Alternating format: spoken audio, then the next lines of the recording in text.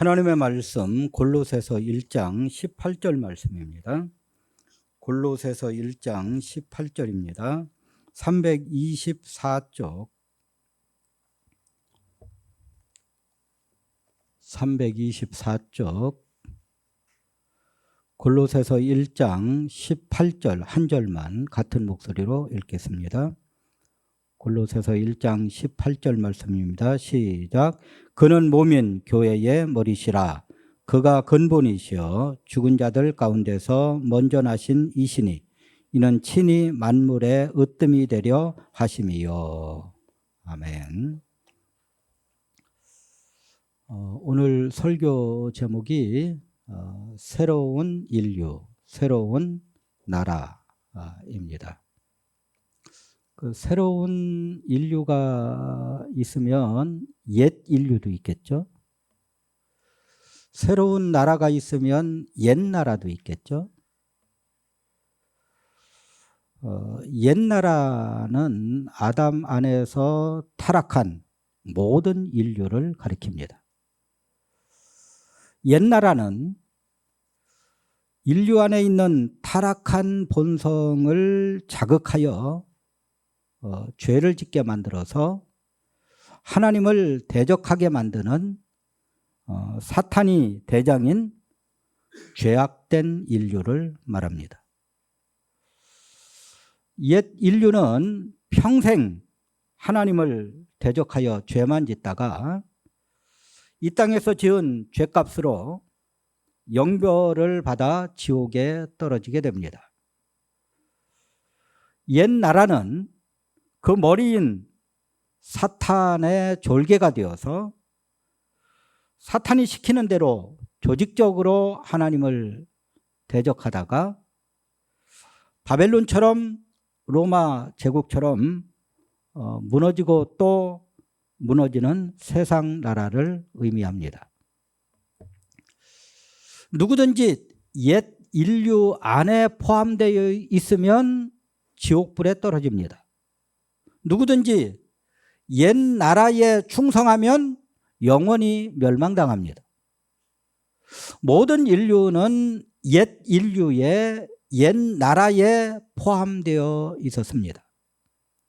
그러나 하나님이 인간을 불쌍히 여기셔서 독생자 아들 예수 그리스도를 이 땅에 보내셔서 십자가에 죽으셨다가 부활하심으로 예수 안에서 새로운 인류를 만드시고 예수님을 왕으로 하는 새로운 나라를 만드셨습니다.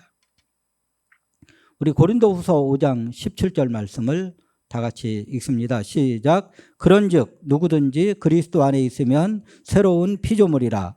이전 것은 지나갔으니 보라 새 것이 되었도다. 그러니까 누구든지 예수만 믿으면 새로운 피조물이 된다. 새로운 인류가 되고 새로운 나라의 백성이 된다. 그런 말씀입니다. 새로운 인류, 새로운 나라는 하나님이 계획하시고 하나님의 아들 예수 그리스도께서 완성하시고 성령께서 인류를 불러 모아 만들어 가시는 하나님의 거대한 프로젝트입니다. 여기 계신 모든 성도님들은 이미 이 안에 들어와 새로운 인류, 새로운 나라의 백성으로 만들어 가지는 줄로 믿습니다.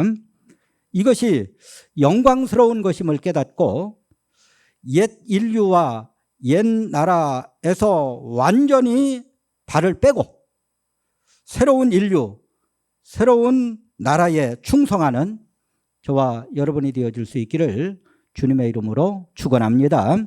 우리가 첫 번째로 생각할 내용은 예수님은 새로운 인류의 대표이시다 하는 사실입니다. 본문 골로새서 1장 18절 하반절에 보면 이는 친히 만물의 으뜸이 되려 하심이요. 하나님이 이 인류를 통치하시는 방법은요, 대표자를 세우십니다. 대표자를 세우셔서 그 대표자와 언약을 맺으시고 그 대표자 안에서 복도 주시고 그 대표자 안에서 벌을 주시기도 합니다. 이것은 대통령이 대한민국을 대표하는 것과 마찬가지입니다. 국가와 국가 간에 조약을 체결할 때 국가 원수끼리 체결한 조약은 양국의 국민들에게 모두 영향을 미칩니다. 옛날에는 지금부터 한 30년 전만 해도 미국 가는 것이 하늘의 별 따기였습니다. 미국 대사관에 비자를 신청하면, 특히 이민 비자를 신청하면 그건 몇 년씩 걸려요. 그거 하시는 분 한번 봤는데요. 뭐 수시로 맨날 조치원에서 서울까지 뭐 안 보이면 거기 가신 거예요. 몇 년 걸리더라고요. 결국 이민 가셨지만, 그런데 대한민국 대통령과 미국 대통령이 3개월 동안은 무비자로 서로 왕래할 수 있게 하자 조약에 사인을 하고 나니까 모든 국민들이 누구나 여행사를 통해서든지 자기 개인으로든지 마음껏 3개월은 왔다 갔다 하면서 여행할 수 있다고. 로마서 5장 17절 19절 말씀을 같이 한번 읽습니다. 시작. 한 사람의 범죄로 말미암아 사망이 그 한 사람을 통하여 왕노릇하였은즉 더욱 은혜와 의의 선물을 넘치게 받는 자들은 한 분 예수 그리스도를 통하여 생명 안에서 왕노릇하리로다. 그런즉 한 범죄로 많은 사람이 정죄에 이른 것 같이 한 의로운 행위로 말미암아 많은 사람이 의롭다 하심을 받아 생명에 이르렀느니라. 한 사람이 순종하지 아니함으로 많은 사람이 죄인 된 것 같이 한 사람이 순종함으로 많은 사람이 의인이 되리라. 죄를 범한 인류의 대표자가 누구란 말입니까? 아담이다. 순종치 아니한 인류의 대표자가 누굽니까? 아담입니다. 반대로 의로운 행위를 하신 인류의 대표자가 누구이십니까? 예수 그리스도다. 순종하신 인류의 대표자가 누구냐? 예수 그리스도시다. 그러니까 옛 인류의 대표자 아담, 옛 나라의 대표자 아담, 새 인류의 대표자 예수 그리스도, 새 나라의, 새로운 나라의 대표자 예수 그리스도. 사람은, 우리는 그 육체와 영혼으로 구성되어 있지 않습니까? 그러므로 옛 인류였을 때 육체와 영혼의 상태가 어떠했는가? 또 새로운 인류가 되면 육체와 영혼의 상태가 어떻게 변화되는가? 중요한 문제죠. 옛 인류였을 때 영혼의 상태는 하나님과 분리가 되어서 하나님의 사랑도 못 받고 하나님으로부터 생명을 공급받지도 못했습니다. 그래서 늘 공허하고 늘 불안하고 늘 죽음의 공포에 시달려야만 했습니다. 쾌락도 영혼의 만족을 주지 못하였고 돈도 명예도 권력도 성공도 그 어떤 것으로도 그 영혼을 만족시킬 수가 없었습니다. 모든 것이 헛되고 헛된 것일 뿐이었다. 옛 인류였을 때 육체의 상태는 질병과 슬픔과 아픔뿐이었습니다. 나이가 들면 몸을 무리하게 쓴 순서대로 아픕니다. 허리를 무리하게 쓴 사람은 나중에 디스크 걸려가지고 아프고요. 젊었을 때 몸무게가 너무 많이 나갔다든지 또 너무 많이 걸었다든지 또 쪼그려서 일한 사람 어디가 아픕니까? 무릎 관절 때문에 심한 고통을 당하게 됩니다.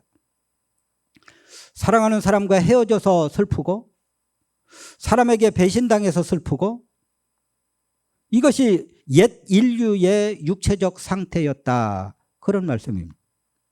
그러나 새로운 인류가 되면 옛 인류와는 전혀 다른 삶을 산다. 영혼은 늘 하나님의 품 안에서 즐거워합니다.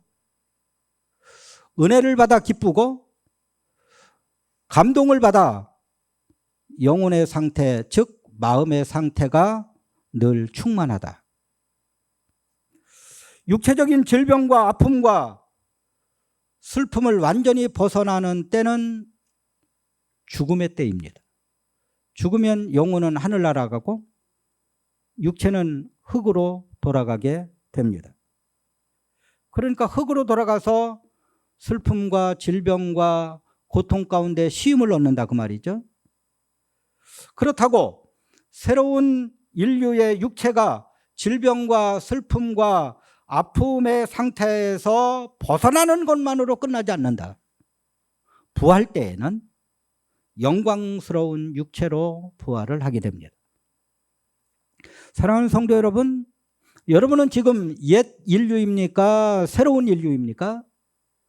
여러분의 대표자는 아담입니까? 예수 그리스도이십니까?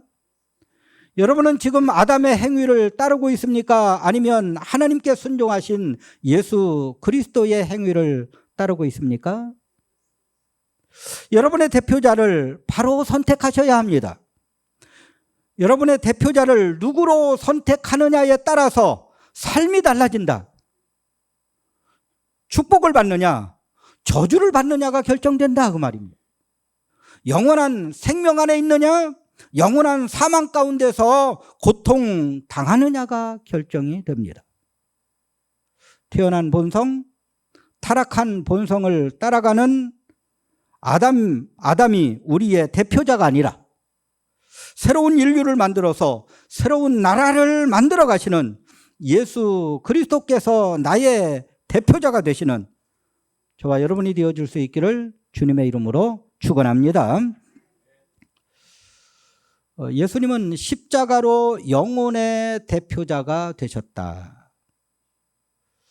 옛 인류의 영혼 상태에서 가장 큰 문제가 뭡니까? 하나님과 우리가 교통을 할 수 없다는 사실입니다. 이게 가장 큰 문제예요. 하나님의 형상으로 만들어진 인간은 하나님과 하나님 품 안에서 살도록 되어 있는데 하나님과 하나님의 품에서 하나님과 교제할 수 있는 인간의 기관은 우리의 영혼, 우리의 마음인데 죄가 하나님과 우리 사이를 갈라놔 버린다.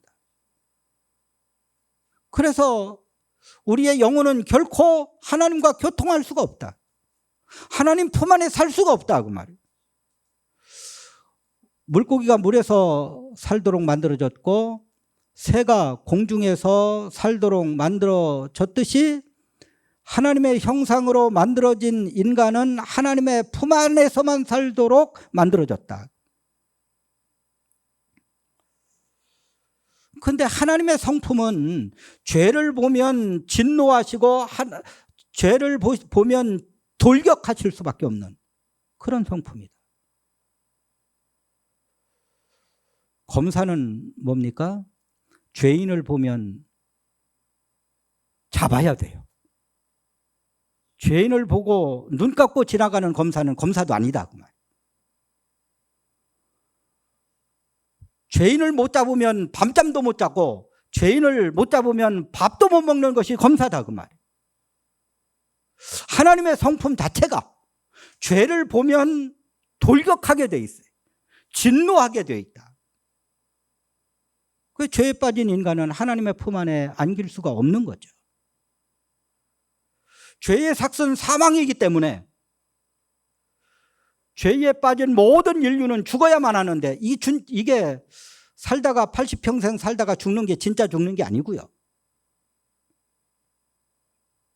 죄값으로 영원토록 고통당하는 그 사망의 장소인 지옥에서 죄값으로 영원토록 고통당하는 것이 이게 진짜 죽는 죄다. 이게 사망이다. 예수님은 육체를 입은 인간으로 오셔서 자신의 육체의 모든 인류의 죄를 채우시고, 다시 말해서 죄를 다 뒤집어 쓰신 채 비참한 죽음을 당하셨습니다. 하나님은 사랑하는 아들의 죽음을 인류 모두가 죄값으로 죽은 것으로 간주했습니다. 됐다.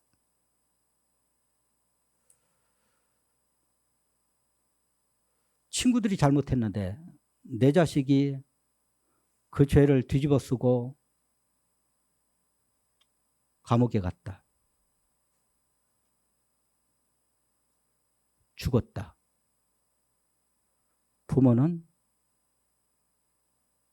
내 아들의 뜻을 고귀하게 여겨서, 손영환 목사님 같은 경우는 자기 아들을 죽인 그 공산당을 자기의 양자로 삼았지 않습니까? 이게 아버지의 마음이다. 모든 인류의 죄값을 지고 죽으신 예수님의 그 십자가 죽음을 모든 인류가 다 죽은 것으로 간주하셨다. 인류의 대표자이신 예수 그리스도께서 인류의 죄값을 모두 다 치르신 것입니다. 예수님의 십자가 사건을 로마서 5장 17절 19절은 방금 좀 전에 읽었지 않습니까? 예수님이 하나님께 순종한 사건으로 의로운 행동으로 표현을 하고 있습니다. 로마서 3장 16절, 요한복음 3장 16절은 인류의 대표자이신 예수 그리스도께서 십자가를 지신 사건을 인류에게 영생을 주시는 사건으로 말씀을 하고 있습니다. 우리 요한복음 3장 16절을 다 같이 한번 읽습니다. 시작. 하나님이 세상을 이처럼 사랑하사 독생자를 주셨으니 이는 그를 믿는 자마다 멸망하지 않고 영생을 얻게 하려 하심이라. 예수님은 십자가로 영혼의 대표자가 되셨습니다. 죄로 말미암아 하나님의 품 안에 살 수 없었던 인류를 다시 하나님의 품 안으로 돌아올 수 있게 만드셨다. 끊겨졌던 하나님과 인간 사이를 다시 연결시켜 주셨다. 예수 그리스도를 나의 대표자로 삼아서 하나님의 품 안으로 달려가는 저와 여러분이 되어줄 수 있기를 주님의 이름으로 축원합니다. 자, 영혼은 그렇고 예수님은 부활하심으로 육체의 대표자가 되셨습니다. 그러니까 부활의 첫 열매가 되셨다 그 말이잖아요. 그러니까 부활의 첫 열매가 되셔서 앞으로 예수님 재림 때에 모든 인류, 예수 그리스도 안에 있는 모든 인류의 육체를 살리시는 아담이 되었다. 살려주시는 영이 되었다. 옛 인류는 그 영혼이 하나님으로부터 배척당하는 인류입니다. 새로운 인류는 그 영혼이 하나님으로부터 환영받는 인류입니다. 옛 인류는 그 육체가 질병과 슬픔과 아픔으로 고통받는 인류입니다. 새로운 인류는 그 육체가 사망과 질병과 슬픔과 아픔에서 해방되어가는 인류입니다. 그러나 해방되는 정도가 아니다.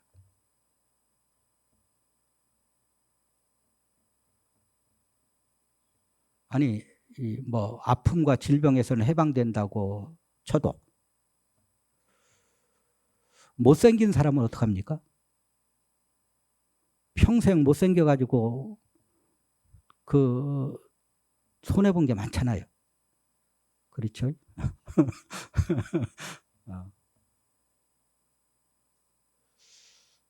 이 정도가 아니다. 가끔 제가 설명하는 거지만 신학교 때 종로에 나갔는데 신영균 씨가 남궁원 씨가 이렇게 영화를 촬영하고 있었어요. 가까이 가 보니까 거짓말 조금 못해가지고 영화 촬영할 때 하는 화장품을 3cm는 발라놨어요. 그러니까 완전히 번쩍번쩍 빛나더라고요. 그 순간 제가 뭐라고 생각 들었게요? 저렇게 발라놓으면 나도 영화 찍겠다. 화장품만 발라놔도 번쩍번쩍 빛나는데 하나님의 영광으로 뒤집어 씌워놓으면 얼마나 영광스럽겠느냐. 육체로 다시 받은 영광스러운 육체의 상태를 인간의 말로는 표현할 수가 없어서, 아니 표현해봐야 뭔 소리인지 못 알아들으니까. 고린도전서 15장 41절 42절은 이렇게 표현을 합니다. 우리 같이 읽겠습니다. 고린도전서 15장 41절 42절 시작. 해의 영광이 다르고 달의 영광이 다르며 별의 영광도 다른데 별과 별의 영광도 다르도다. 죽은 자의 부활도 그와 같으니. 무슨 얘기입니까? 여러분, 홈이 곧 왜 갑니까? 해 뜨는 장면을 보면 찬란합니다. 그거 한번 제대로 보면은요, 영원히 잊혀지지 않아요. 얼마나 영광스러운지 모릅니다. 여러분, 보름달을 왜 봅니까? 그 둥근 달을 보면 정말 멋있습니다.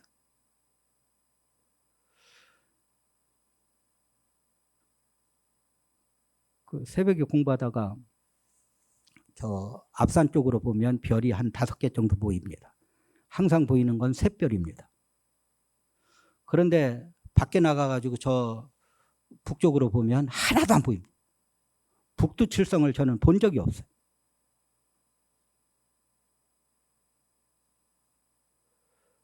그런데 저 강원도 어느 지방에 가면 별이 그냥 막 쏟아지는 것 같아요. 그런 경험 해보셨지 않습니까? 얼마나 멋있습니까? 영광스럽다고 말해요. 이 말로는, 이 말 밖에는 표현할 길이 없어서 해처럼 영광스러운 부활, 달처럼 영광스러운 부활, 별처럼 영광스러운 부활, 별의 별처럼 영광스러운 부활. 그러나 부끄러운 부활도 있습니다. 성경에 부끄러운 부활도 이야기를 하고 있습니다. 히브리서 11장 35절은 어떤 이들은 더 좋은 부활을 얻고자 하여 심한 고문을 받되 구차히 풀려나기를 원하지 아니하였으며. 예수 믿다가 감옥에 갇혀서 고문을 당하는데 예수 안 믿는다 소리 한 번만 해라, 그러면 살려줄게, 그리 해도 안 하는 거예요. 지금 당장 고통스러울지 모르지만 내가 여기서 순교하면 하나님이 부활 시에 나를 부활시킬 때 해처럼 영광스럽게 더 좋은 부활을 얻고자 하여, 초대교회 성도들처럼 더 좋은 부활을 사모하시는 저와 여러분이 되어줄 수 있기를 주님의 이름으로 축원합니다. 예수님도 이 땅에 계실 때에 연약한 육체를 가지고 계셨습니다. 오래 걸으시면 피곤하셨습니다. 요한복음 4장 6절에 보면 예수께서 길 가시다가 피곤하여 우물 곁에 그대로 앉으시니, 오래 걸으니까 피곤하셨다. 잡수시지 아니하면 배가 고팠습니다.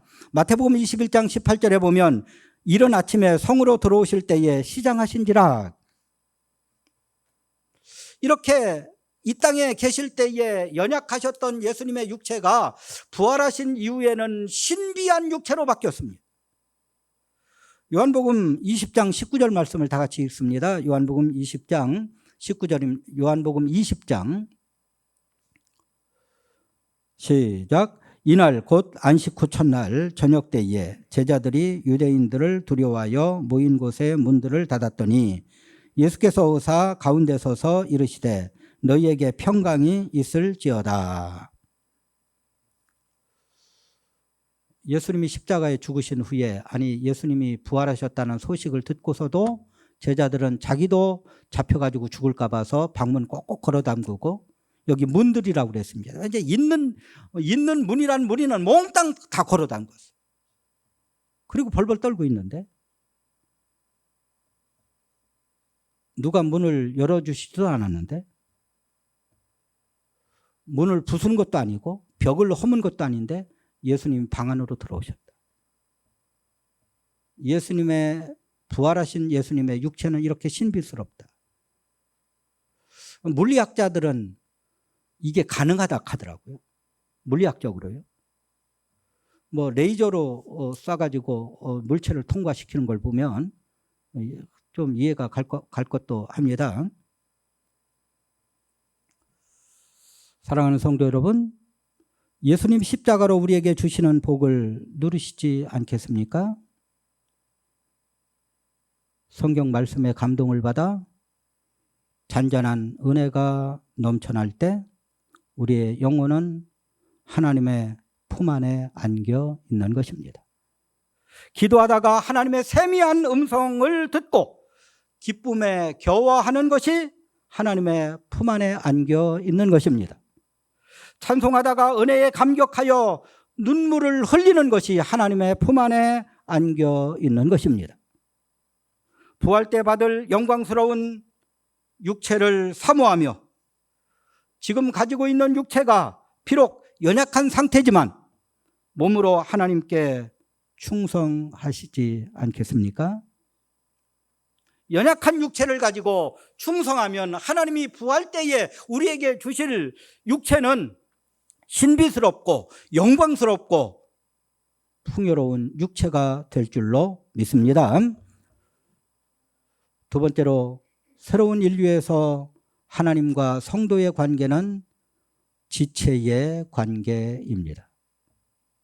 예수님은 머리시고 성도는 지체이다. 우리 고린도전서 12장 12절 말씀을 읽습니다. 시작. 몸은 하나인데 많은 지체가 있고 몸의 지체가 많으나 한 몸임과 같이 그리스도도 그러하니라.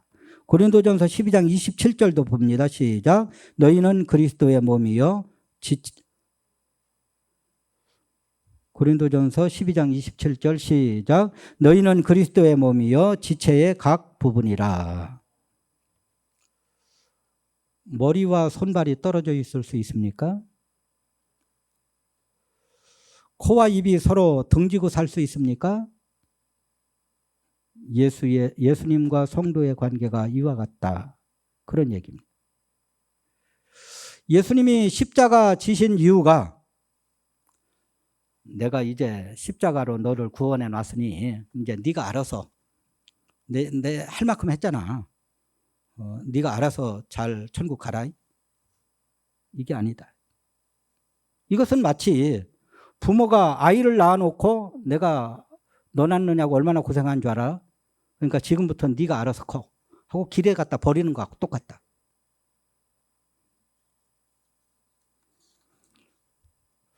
부모와 자녀의 관계는 뗄래야 뗄 수가 없습니다.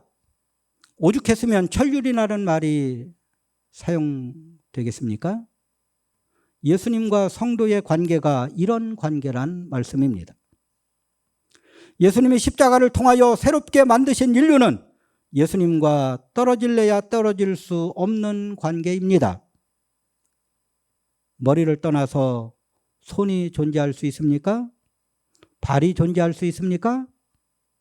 동시에 성도끼리 뗄래야 뗄 수 없는 불과 분리의 관계입니다. 몸이 가려우면 손으로 긁어줘야 되잖아요. 아니 지금 다리가 가려운데 손이 말하기를 네 문제는 네가 알아서 해. 그러면 전혀 문제가 해결이 안 됩니다. 십자가의 죽음이 어찌 해산의 고통만 못하겠습니까? 해산의 고통보다 몇 배는 심한 고통입니다. 예수님은 십자가로 우리를 다시 낳으신 것입니다. 해산의 고통을 통하여 태어난 부모와 자식이 뗄래야 뗄 수 없는 관계인데 십자가로 낳으신 예수님과 성도의 관계가 어찌 떼어놓을 수 있다는 말씀입니까? 예수님은 머리이시고 우리는 지체입니다. 손과 발이 머리의 명령대로 움직이듯이 지체된 모든 성도는 예수님의 명령 즉 하나님의 말씀에 순종해야만 합니다. 머리의 명령에 순종하는 지체만이 살아남을 수 있듯이 예수님의 말씀에 순종하는 성도만이 하나님의 생명을 공급받을 수가 있습니다. 손과 발이 서로 돕고 살아야 손도 자기 문제를 해결할 수 있고 발도 자기 문제를 해결할 수 있어요. 발이 가려우면 손으로 긁어줘야 돼요. 손이 무엇을 가지고 있으면 발이 거기까지 가줘야 돼요.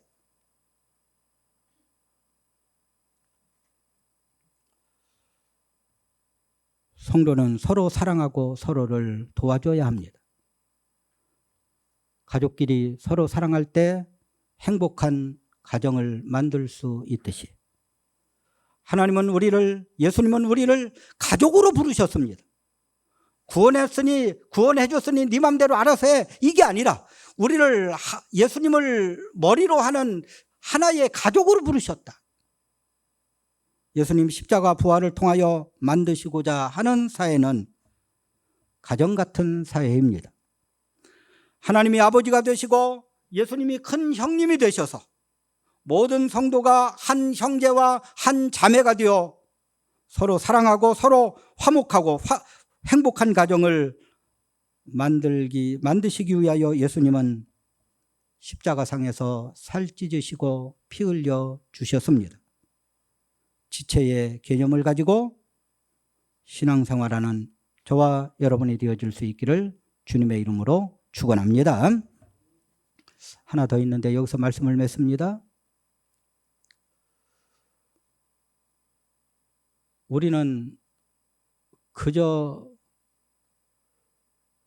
우리 한국 사회에서 교회는 많은 기관들 중에 하나가 아니다. 이것은 차원이 다릅니다. 교회는 하나님이 새로운 인류를 만드시고 새로운 나라를 만드시는 과정에 교회가 있는 겁니다. 그러므로